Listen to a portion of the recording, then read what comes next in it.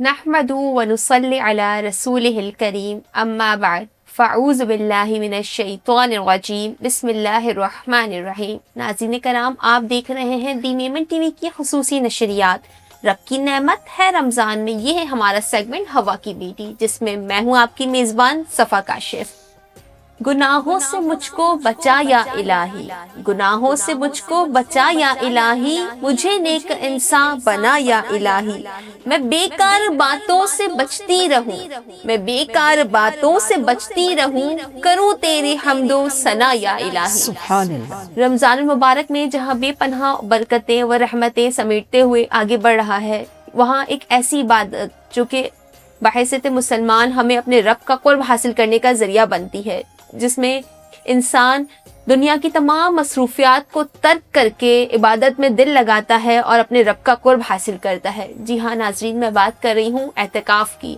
اعتکاف چونکہ ہم سمجھتے ہیں کہ مردوں کے لیے ہی مخصوص ہے کہ وہ مسجد میں جائیں، قیام کریں اور اپنے رب کا خوشنودی حاصل کریں، مگر خواتین میں کو بھی دین اسلام میں خواتین کو بھی اعتکاف کرنے کی اجازت دی گئی ہے، لیکن کچھ ایسی وضاحتیں دی گئی ہیں کہ اس حوالے سے آج رہنمائی حاصل کرنے کے لیے ہمارے ساتھ موجود ہے میری بے حد محترم عالمہ شازیہ عزیز صاحبہ، جو کہ ہمیں قرآن و حدیث کی روشنی میں اعتکاف بتائیں گی کہ اعتکاف کیا ہوتا ہے، اور خواتین اگر اعتکاف کرنا چاہیں تو وہ کس طریقے سے اعتکاف اپنا کر سکتی ہیں۔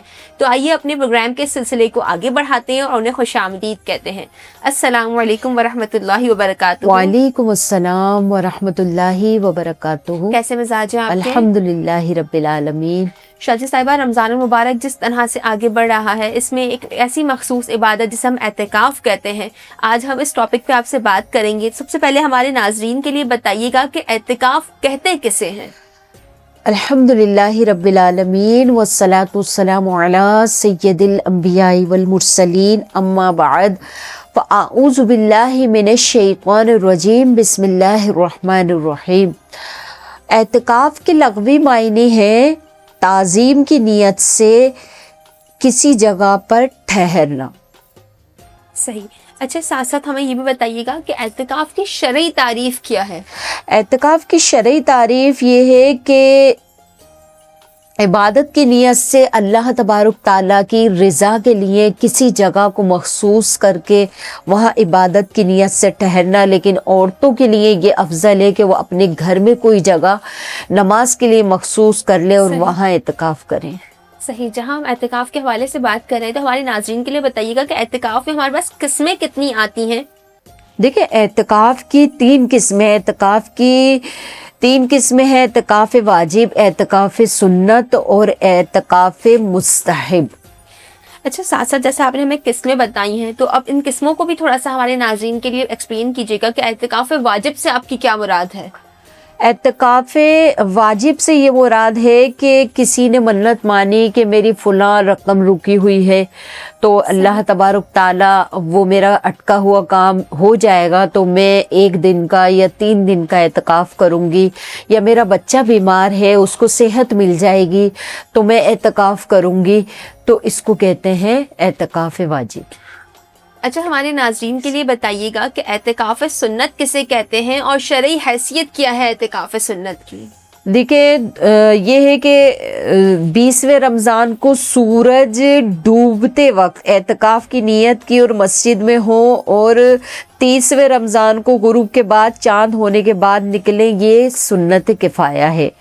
اور یعنی اگر سب لوگ ترک کریں گے اس کو تو سب سے مطالبہ ہوگا، اور شہر میں اگر ایک نے کر لیا تو سب پر اس ذمہ ہو جائیں گے۔ صحیح، یعنی اعتکاف جو ہے وہ کرنا جو ہے وہ لازم ہے ایک طریقے سے۔ بالکل ٹھیک ہے ناظرین، اسی کے ساتھ وقت آ گیا ہے ایک چھوٹی سی بریک کا۔ ابھی اعتکاف کے حوالے سے اس موضوع پہ بہت سے سوالات باقی ہیں، تو stay tune and keep watching the Memon T V.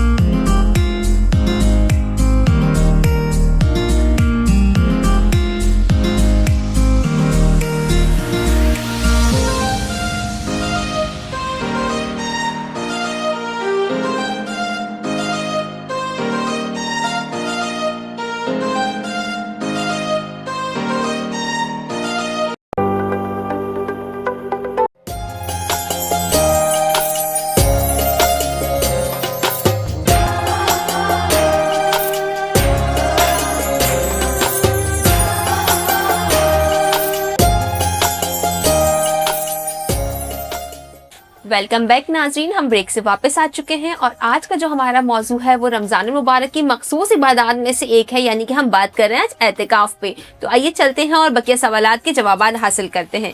अच्छा शाजी साहिबा, हमारे लिए बताइएगा नाजरीन को कि एतिकाफ मुस्तहिब जो है वो किसे कहते हैं?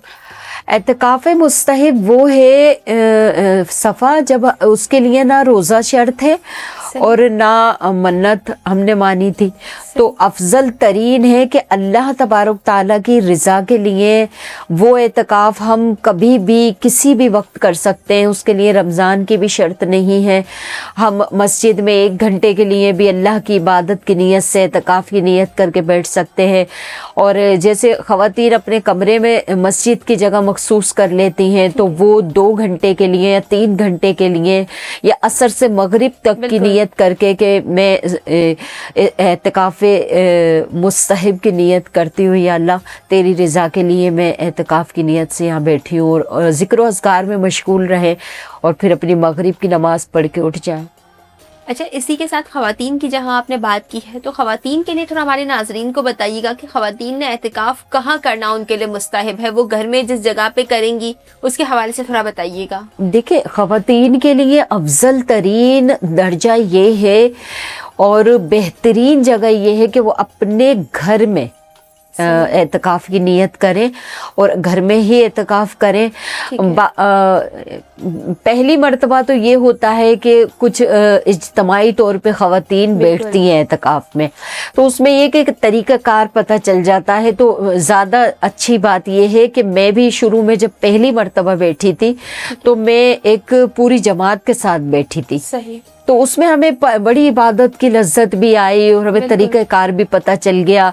पूरी क्लासेस होती थी हमारी कि कौन से वक्त हमें क्या पढ़ना है, किस वक्त कुरान पढ़ना है, किस वक्त नवाफिल पढ़नी है, किस वक्त दुरूद शरीफ की महफिल में शिरकत करनी है। तो सब वो एक ही, यानी एक तरह की तरबियती निशिस्त हम कह लें कि बिल्कुल जी। तो मैं कहती हूँ कि अपनी बच्चियों को इस तरह की जगहों पे भेजें और काबिल भरोसा लोग हों तो वहाँ पर इज्तमाई तौर पे एतकाफ़ एक बार पहली बार तो करवाएं, और फिर जब पता चल जाता है तो फिर बेहतरीन ये है कि अपने घर में एक जगह मखसूस करें। और अफजल तरीन यही है कि फिर इबादत की यकसूई और लज्जत इबादत की उसी वक्त हासिल होती है जब हम तन्हाई की जगह में बैठ के अपने रब को याद करते हैं। सही। अच्छा, जहाँ हमने एतिकाफ़ की ख़वातीन का जिक्र किया है, वहाँ एक और सवाल मैं आपसे पूछना चाहूँगी कि जो मोतकिफ़ का वर्ड उमूमन आता है एतिकाफ़ से जुड़ा हुआ, तो ये मोतकिफ़ कौन होता है और इसके हवाले से बताइएगा थोड़ा सा हमारी नाजरीन को। मोतकिफ़ वो है जो अल्लाह के रज़ा के लिए इबादत के लिए जगह मुकर्रर करके बैठ जाते हैं एतिकाफ़ में, उसको मोतकिफ़ कहते हैं।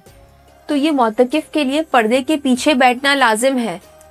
देखिए, पर्दे के पीछे ये है कि रसूलुल्लाह सल्लल्लाहु अलैहि वसल्लम जिस वक्त एतकाफ़ फरमाते थे तो सहाबा चटाई की एक दीवार लगा देते थे, तो हुजूर अलैहिस्सलातु वस्सलाम उस जगह पर इबादत फरमाते थे।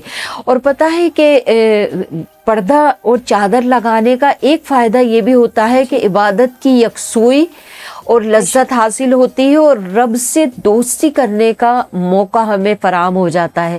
تو سب کے سامنے تو شرم آ رہی ہوتی ہے, سجدہ کیسے کر رہے ہیں, رو رہے ہیں رب کی بارگاہ میں, گڑ گڑا رہے ہیں, تو ادھر ادھر توجہ نہیں جاتی. جب ہم تنہائی کی جگہ میں ہوتے ہیں اور صرف رب سامنے ہوتا ہے تو عبادت کا ایک الگ مزہ ہوتا ہے. اچھا ایک چیز اور بتائیے گا ہمارے ناظرین کو کہ کیا معتکف کے لیے اپنا چہرہ چھپانا یہ بھی ضروری ہے؟ دیکھیں معتکف کے لیے خواتین میں تو یہ ہے کہ وہ اپنے محرم جو ہیں جیسے ابو ہیں, بھائی ہیں یا بیٹا ہے تو ان سے تو چھپانا, شوہر ہے ان سے تو چھپانا, پردہ نہیں ہے تو وہ آ سکتی ہیں. لیکن بہترین افضل یہی ہے کہ وہ اپنا گھونگھٹ گرا کر نکلے. یہ بس نکلنا کیا ہے, واش روم تک جانا ہوتا ہے اور واپس آنا ہوتا ہے. یہ وضو بنانے کے لیے گئے تو واپس فوراً اپنی جگہ پر آ گئے اعتکاف کی, تو بہترین یہ ہے کہ وہ اپنے گھونگھٹ کو گرا کر رکھیں. تو اس سے انہیں یہ ہے کہ پردے کی بھی عادت ہو جائے گی اس 10 دنوں میں, اور پھر ہے نا ایک خاص اللہ تعالیٰ کی محبت حاصل ہوگی اس چیز سے. اچھا عموماً دیکھا گیا ہے شازیہ صاحبہ کہ لوگ اعتکاف میں جب بیٹھتے ہیں تو جس طرح کا آج کل کا دور ہے کہ ہم سے جو موبائل ہمارا فتنہ ہم سے وہ نہ چھوٹا جائے, تو ہم عموماً دیکھتے ہیں کہ لوگ اعتکاف میں تو موجود ہوتے ہیں لیکن موبائل وغیرہ استعمال کر رہے ہوتے ہیں, اپنے عزیز و اقارب سے فون پہ گفتگو فرما رہے ہوتے ہیں. تو ایسے لوگوں کو کیا ہوتا ہے اعتکاف میں بیٹھ کے اس طرح کی حرکت کرنا؟